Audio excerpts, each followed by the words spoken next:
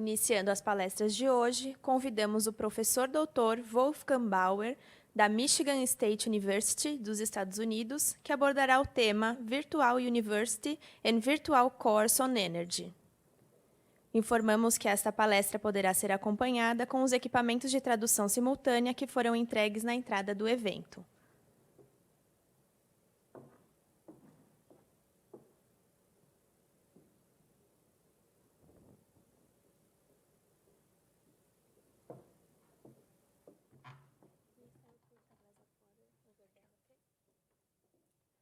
Bom dia. This is where my Portuguese ends, so I have to apologize. I have to give this talk in English, but we have very capable translations, so hopefully you'll enjoy some of my presentation this way. I've been coming to Brazil for over 20 years, and I still have not managed to learn the Portuguese language. I grew up with the German language, and then of course I studied English, and then French, and then Latin, and then there was no space left in my brain for any other language. So thank you to the organizing committee and my old friend Professor Helio for inviting me here to give my presentation. And I would like to talk about virtual university education in physics and engineering that we have been doing at Michigan State also for about 20 years. Maybe you want to know where Michigan State University is, and it's up there between the Great Lakes in East Lansing, Michigan. And whenever it's summer here, it's winter there, so I like to come down here during your summer when it's our winter.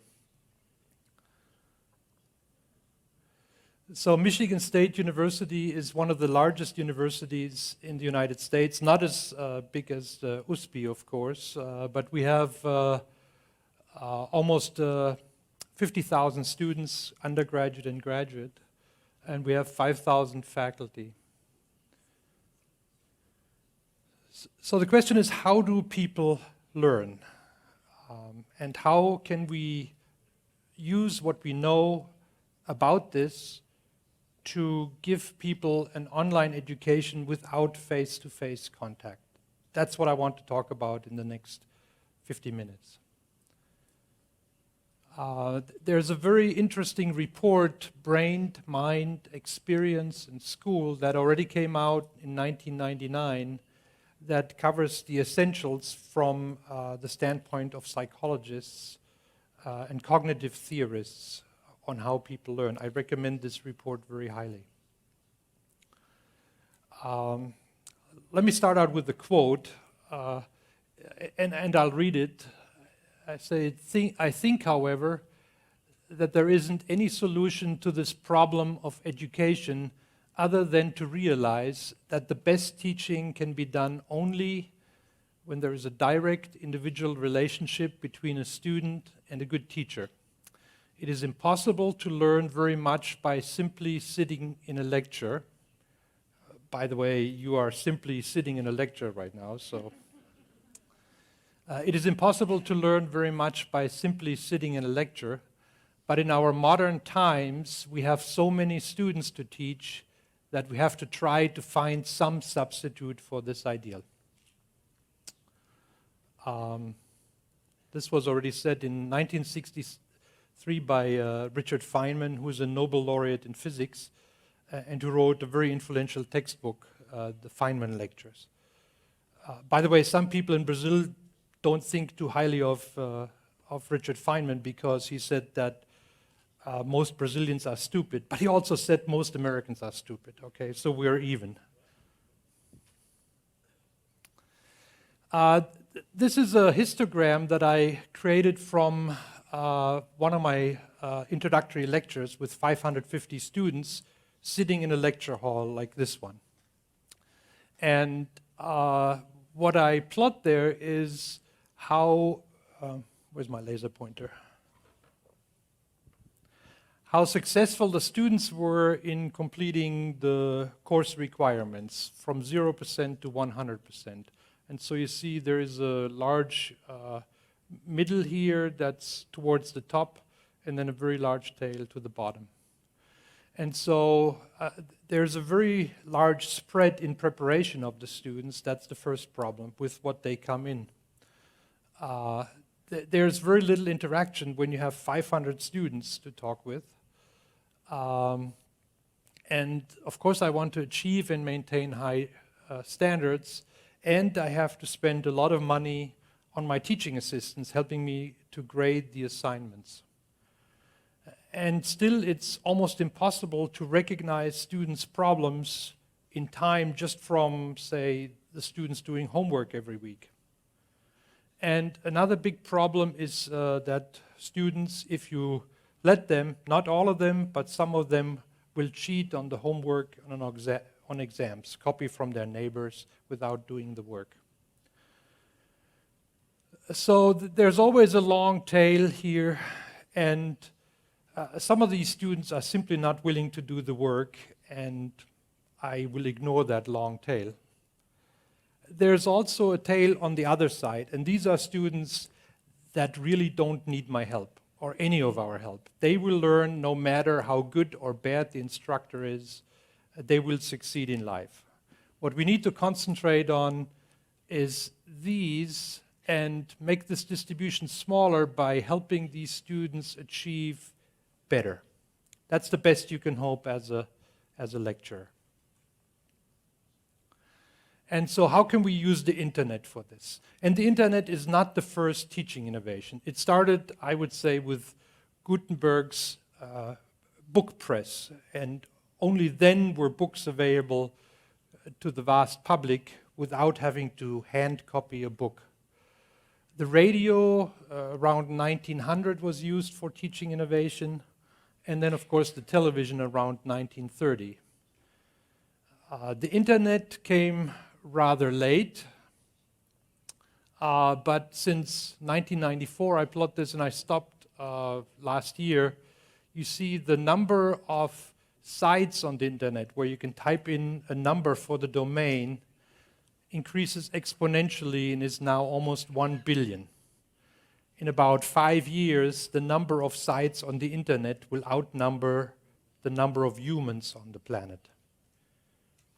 And you say, how can that be? But your refrigerator and your garage door opener and your home security system, they will all be internet sites in about 5 years. That's my prediction. So in 1999, the New York Times envisioned learning on the internet like this, which is, okay, he sits in front of a computer. For the younger ones of you, computers used to have big screens like this, not flat ones. And he raises his hand hoping that the professor will see him, and even the dog learns something, and he's sitting there in his bathrobe with his bunny slippers. So Moore's Law, Gordon Moore is a co-founder of Intel, and he famously said that microchips double in power and half in price every 18 months. And he said this in 1960 or so, and we're only something like 60 years after the first transistor was invented. This is a replica of the first transistor, one single transistor. Now, almost all of you have a smartphone in your pocket, and that smartphone contains over 100 million transistors. So the power of the internet, how do we harness it? And what I want to talk about is this strangely named thing, lon kappa. And you can argue, why did we call this lon kappa? Well, it was because we merged several approaches into one. Our learning online network that we started 20 years ago, LON, see? And then the computer-assisted personalized approach, CAPA, and that makes lon kappa. So it's a little clumsy, but it is what it is. So it's a course management system that allows people to take advantage of each other's work. And that's the main thing that I want to get across in my entire lecture today. You have to create a system where faculty and high school teachers and teaching assistants and even students can create content and then make use of it and also make use of other people's content. We're relatively proud of our homework engine that allows us to pose problems that are individualized. It means every student gets a different version. I'll show how this works in a second. And that is reusable in the sense that once I write a problem, he can use it, you can use it, she can use it.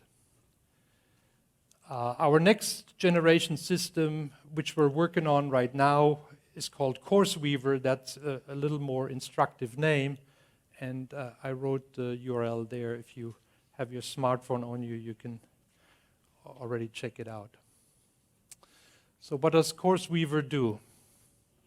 This is just a front page that I captured off the web. So let me talk about problem solving first. I would argue that forcing students to work on problems is an integral part of the learning experience. Students can simply not learn by just sitting and to lectures and then assume that somehow knowledge will diffuse into their brain. They have to use the knowledge, transform the knowledge, rearrange it, and apply it. And that requires homework. But if you give homework to 1,000 students, you have to also grade 1,000 students, and that can be very time-consuming. So that's the reason why we want to use a course management and a homework system to automate this task for us and still make it meaningful for the students. So this is not simply repetition of concepts learned in class, but transfer of knowledge. Okay, so but how do you prevent students from cheating? And at the very first, if you give every student the same problem and you don't control how they solve it, there's always a temptation to simply copy the answer from somebody that has already solved it. We go around this problem by giving every student basically the same problem, but with different numbers and different figures embedded in it. So every student has different numbers that allows students to work together in groups, which we encourage, which we like, but they cannot simply copy the answer. So this is one homework problem that a colleague of mine wrote, and what the text is really irrelevant, but you can see when I change from one student to another, this number changes. See? And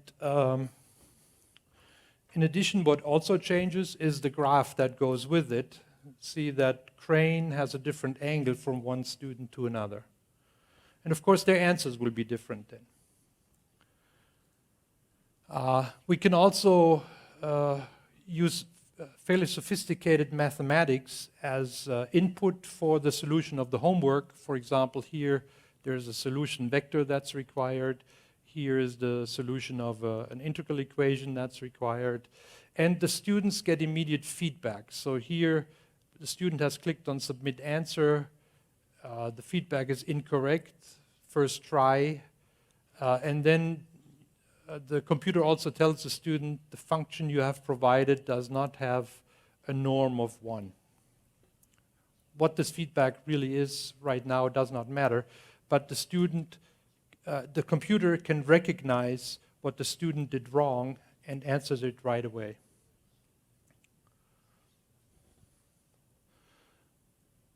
So we have mathematics support. We also have support for chemistry. One of our collaborations in our network wrote this engine in which you can enter chemical structure drawings for molecules, and the computer automatically grades this. We can also, our engine parses the answer of a student. So this problem wants as an answer a number and a unit, and the unit is Newton here, and if you enter kilogram times meter divided by seconds squared, the homework engine still recognizes that this is the correct answer, Newton. And you can draw free body diagrams interactively. So I'll move my mouse here, I click, and you have to draw the arrows in properly, and the system recognizes the angles that you have chosen and allows a certain error within 2 degrees, say. And as I draw more arrows in my free body diagram, let's see if I can do this job completely.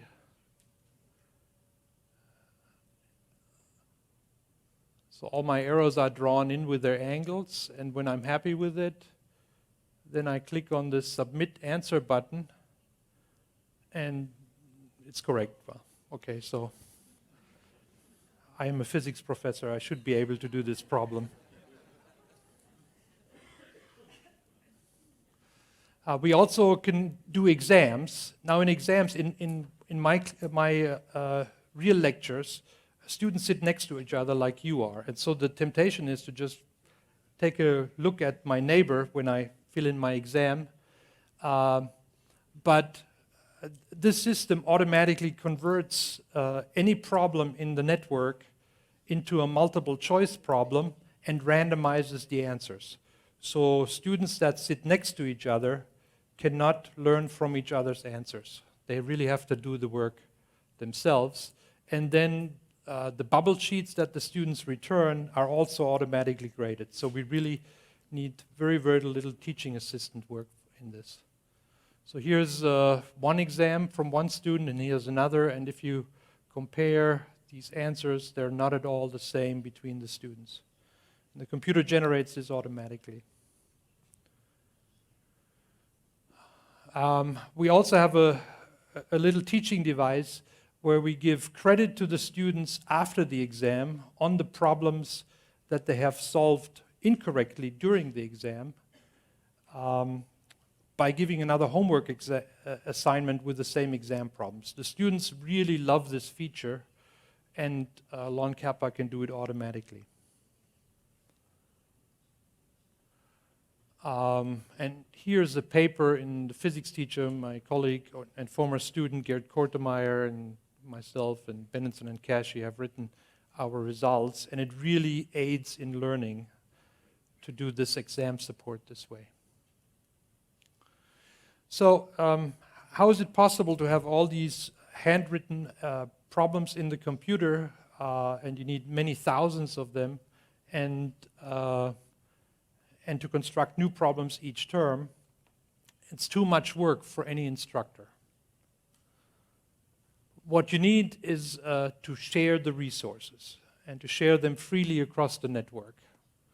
So, as I said, creating an online resource is a lot of work, and if everybody does it again and again, it wastes a lot of effort. But if you can share these resources among a number of courses and across different universities, then an individual professor maybe only needs to write 5 or 10 problems, and then can use hundreds from colleagues all around really the world. And so this sort of gives a pictorial representation of the server network that we employ. And it's an interinstitutional network of servers connecting different universities. And these servers run on Linux basis as an operating system. And even if one or many servers fail, the power gets switched off, then these servers can back each other up. So if Michigan State has a power failure, then our students can still do their homework by going to Ohio State or University of Florida or even University of Simon Fraser University in Canada. It goes across national boundaries too. So this is the number of shared resources in the Lon Kappa pool. Well, I made this plot in 2009, so it's still going up exponentially. The total is 350,000 by 2009. The number of homework problems is shown here, and it's about 150,000. But there are also HTML pages, images, libraries, movies, animations, and so on. One example, our textbook, Bauer, Westphal, and Diaz, came out earlier this year. It's in Portuguese language, but the end of chapter problems are already coded in English in Lon Kappa, and there are more than 2,000 of them that the publishing company paid to have coded in Lon Kappa. And so anybody across the network can use these 2,000 problems for their homework assignments. The system is not just used in physics, which is my own discipline, but in many different ones. So physics is 25%, statistics is here, zoology, accounting, business, biological sciences, computer science, chemical engineering, and so on. So it's across a huge variety of disciplines. And at Michigan State University alone, we typically, depending on which year we're in, we're enrolling something like 15,000 students to do their homework and exams in this platform. The system was originally written in English, but we have many collaborators around the world, and so they have written interfaces in all these other languages that I don't speak except for German. So Arabic, English, and you see there's also Portuguese here. These are the number of installations right now of Lon Kappa at different universities. There's 2 already also in Brazil. And then there are grant projects and publishing companies that have servers. What we find, we do research on teaching and learning with this system, is that students spend more time on task and rate Lon Kappa as very helpful. So we had comparison tests where we compared the additional hours worked per week between an old-time system where you just give written homework and the Lon Kappa system, and you can see that students work up to 10 hours per week and more in this system. And you can see that this is quite helpful, rated, somewhat helpful, all the way to quite negative. Most of the students, the overwhelming majority, find it quite helpful or somewhat helpful, and there were only very, very few negative reactions to having to do the additional work. Students like to do additional work when they see that it leads to increased learning. So we have made a huge number of studies, and I don't want to go through all these, but we showed that you have improved exam performance, improved course performance, and especially improved performance for female students in physics, and female students in physics are an underrepresented minority, at least in the US. I know that may not be, after talking with Caroline Nemes, that may not be the case in Brazil, but in the US that's definitely true. You can get all kinds of information, like this is an information when students like to work during the day, from midnight to noon to the next midnight. And you can see nobody works in the morning. Maybe a little after lunch, and then in the evening hours, between 10 p.m. and midnight is where majority of the students work. So that's when you should have the office hours. If you have an online course, that's fairly easy. So when I teach my online class, I just sit in front of I have my computer on my lap, and then I also watch TV. And when a student sends me an email at 11 in the evening, I can send the email back right away, and that really surprises the students that I would be up at 11 in the evening doing physics when in reality I will be watching a football game. Here are the 2 websites of these 2 projects, and you can get much more information. So one of the central themes, if you have a lecture-based course or an online course, is how do you get the students to work together? Because in their jobs later, the majority of people need to be part of teams and need to work together. And so we need to teach these skills while the students are in high school or in the university. So we have, as part of our homework engine, we have online discussion forums. So each homework problem has automatically attached to it a threaded discussion groups where people can post things that are relevant to that problem. And at the beginning of the semester, there are many students that solve a problem and then simply write down the solution for their fellow students. And when I start my class in the fall, I go in the first couple of days or weeks, and I look at the posts, and if somebody posts the entire solution, I simply tell them, I know you mean well, but you're depriving your fellow students of a learning opportunity, and please answer the questions, but don't give the solution away completely. And so you can see that students, it's too much to read, but in general, students then are very generous and they try to guide each other towards the right solution. This is called peer instruction.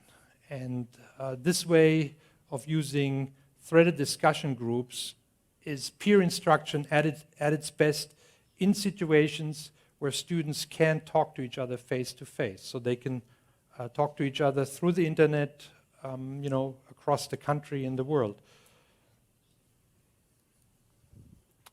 We also have physical help rooms at Michigan State University in several locations where students can go during physical office hours, which are typically not at night, but in the afternoon and evening. And they can discuss solving the problems together. And you see most of them have their laptops connected to the wireless network and will solve their Lon Kappa homework problems, talking with each other and working out solution strategies. So what about cheating? I will read this quote again so that it can be translated. This is from the Washington Post by a columnist, and she says, it's by Valerie Strauss. She says, but one practice to which at least half of the students admit, copying homework or working with others when they aren't supposed to, is not viewed by many undergraduates as real cheating. For example, more than 40% of undergraduates and 30% of graduate students and almost 20% of faculty do not think that cut and paste plagiarism on homework is moderate or serious cheating. That's an interesting statistics. You can go to websites like Cramster, which is now part of Chegg, and you have to actually sign up, and I did not want to do that, so but you can if you want to. It's free, at least for a trial period. And then you can click on your subject, and you find all the textbooks in physics, and then you can click on a particular textbook. I didn't use mine here, but mine is there, and you click on a particular chapter, and in this chapter you can click on a particular problem, and you get step by step the entire problem worked out for you. I actually saw that people stole my own solution manuals that I only share with faculty and posted it there. So cheating on the internet is widespread. There are businesses that have been founded to prevent cheating. Turnitin.com is a famous one where you can submit essays that students have sent to you, and they will check for you how much plagiarism is contained in these essays. Of course, students can also submit their essays and make sure that what they have written cannot be identified as plagiarism, changing stuff around. This is a picture from the University of Central Florida where they have an exam room which is controlled like the floor of a gambling casino with ceiling-mounted cameras. And this guy checks the cameras, and it's very, very rigorous, and they have 64,000 tests taken and only 14 incidents of even suspected cheating. So it can be reduced. But what do you do in an online environment? So there's a study here that, this is David Pritchard from MIT and his postdoc have done. And they found that homework copying can turn high grades into low grades. And this is their paper that they have published maybe a decade before we have actually published similar results that Deborah Cashy was the lead author on. And we find that for students that copied, in the US there's a grade scale from 0 to 4, 4 being the highest. And for students that copied all the homework, instead of doing the homework, on average they lost 1 numerical grade. So if they were 4-point students, they went down to 3-point. If they were 3-point, they went down to 2-point. The trouble is, most people think of themselves as 4-point students, and a lot of them are willing to give up that 1 point and be a 3-point student. They don't know that really they're 2-point students, and they will fail the class when they do this. In a lecture class, we did an experiment last year where we gave an exam in class every Monday for 1 hour. And this exam covered the concepts of the previous week, and there was a large overlap with the homework due to the be handed in the Friday before the exam. And what we found then, and this is published in this paper, was that this cut down on cheating on the homework drastically, actually, because students then saw right away that what they did on homework was useful as preparation for the exam in which they can't cheat. So as expected, the cheating on the homework was much reduced. As expected, students learned a significant amount more than in the old system. What was a huge surprise, at least to me, is that the students liked this frequent exam system very much. It was much more work for them, but they felt they learned more, and they felt they were more successful. So this was really interesting. So this just came out last December. So how do our students interact with the world, and how can we take advantage of it? My children, I have 3 children, they're all teenagers. 2 of them are in the university, 1 is in the high school. They cannot imagine a world before the World Wide Web. But it was only in 1989 that on this computer, Tim Berners-Lee at CERN created the first website. And of course, then Netscape made the web possible in 1994, and Google made the web searchable in ways that we had not known before, and that is in 1998. And I would say the web really changed when people could access it on their phones in 2007. The iPhone seems to be everywhere, but it was only invented in 2007. And of course, there's many others. There's Pandora and Facebook and Twitter and Netflix, and that's how my children interact with the world. That's also how I like to interact with the world. So we have tried to provide online lectures at Michigan State University where we go to a complete online system. And the first one I created in 1997, and I only had 32 students to make sure that whatever mistake I made in creating the online experience, I could fix by hand and talk to each student and help them. But then it became very, very successful.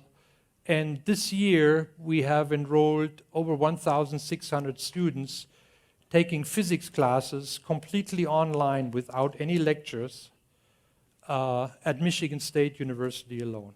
And all of these 1,600 students are regular enrolled. They pay their regular tuition. And these classes are transferable to other universities too if they choose to do so. So actually only about half of these 1,600 students are Michigan State students. The other half come from universities all over the United States, and they take our physics and then transfer the credit back to their universities. So the project I'm working on right now is an online course on energy. And the reason why I like the theme of energy is that it contains all the basic physics principles, but it also has bridges to advanced technology, and it solves the largest problem of our civilization. Where do we get all the energy from, all the power that power our devices and cars and heat our houses, or mainly cool our houses, of course, here. So you can do basic concepts with interactive elements, like here I change the coefficient of friction, and I can lift this box, and when I lift it up and down, the energy is returned, but when I slide it back and forth, since this is not a conservative force, then I have to do the work, and it's not returned to me. So that allows students to learn interactively concepts that, yes, are contained, of course, in the equations that we teach them, but when you play with this, it's much more instructive, and students see the connection to real-life phenomena. We also have lecture demonstrations that go in time-lapse or in real time or in slow motion. No, it's really slow motion. Come on. So here it's rocket motion. You see the flame marching through this bottle. For the online experience, I want the students to think that I am sitting in front of them with a sheet of paper and I'm working out problems for them, like here in this one where I just lift the chain. This is a very complicated problem, actually, to calculate how much work it takes to lift the chain up. And this is what the students see on their computer screens. I have switched off the sound. I am also talking in the background over this video and explaining what all the terms are as I write. Just as I would do if a student comes to my office hour and would say, explain what's going on to me. That's exactly what we capture in these online lectures. Well, this goes on, it's maybe not so important. This is an advanced concept of a wind turbine, where you want to explore what happens when you change the wind speed. It rotates faster, or you can change the area of the turbine, and then this is the resulting power. Students can play with these numbers and parameters and see how real-world systems react to them. And I find this much more instructive than, solving these equations, which get you the same information. But when you ask students a year from now, what have they learned from this versus the previous example, they will remember the interactive exercise much more than filling in the numbers. I have actual data that we have as part of this class. They're for the US, of course. So here I want to do power consumption versus power production. So the consumption is the gray that you see in the background, and the production in the US of fossil fuels, renewable fuels, and nuclear is color-coded in red, green, and blue in the foreground. And as a function of the year, you can see that power production and consumption goes up, and then there is a gap where the US became a net importer of energy from other countries. And you can see that gap is fairly big throughout the decades, and this is actually responsible for the trade deficit of the US economy. It's $350 billion. And you can also see that if you want to replace fossil fuels and you want to go to renewables only, like Germany is attempting right now, and they also don't want nuclear, so they want to get rid of the blue bar and the red bar and make the green bar this much bigger. This is a really, really hard task. Okay, let me give you the summary of what I wanted to say this morning. The time is right for online education. I'm saying this because a huge number of students really want to have the opportunity to get a better education, to get to a higher paying and more meaningful employment. And in many cases, as we have seen in the video before my talk, they are not able to get to classes, and maybe large lecture classes in lecture halls like this are not the right venue for the optimal learning experience anyway. And so we can create a more meaningful and more immersive and involved learning experience by going to online systems. Our system Lon Kappa and its successor CourseWeaver, I would argue, provide the appropriate modern computational and network infrastructure for doing so efficiently. And in this last part that I just touched only, I'm arguing that an online course with the central theme of energy, I'm doing this in English, but it can also be created in Portuguese, of course, can educate students on basic physics and engineering and chemistry and biological processes and principles, and at the same time address concepts that are of great consequences for the future of our planet. You know, where do we get the energy and power from for our civilization? How do we prevent global warming with its ocean acidification and sea level rise and more extreme weather consequences? All of this can be taught and can be taught meaningfully in an online environment. And of course, let me end with a little shameless self-promotion. If you want to use the book that has all this content, why not use this one? I'll give you my contact information. If you have any questions that you are afraid or not able to ask right now, you can send me email. Hopefully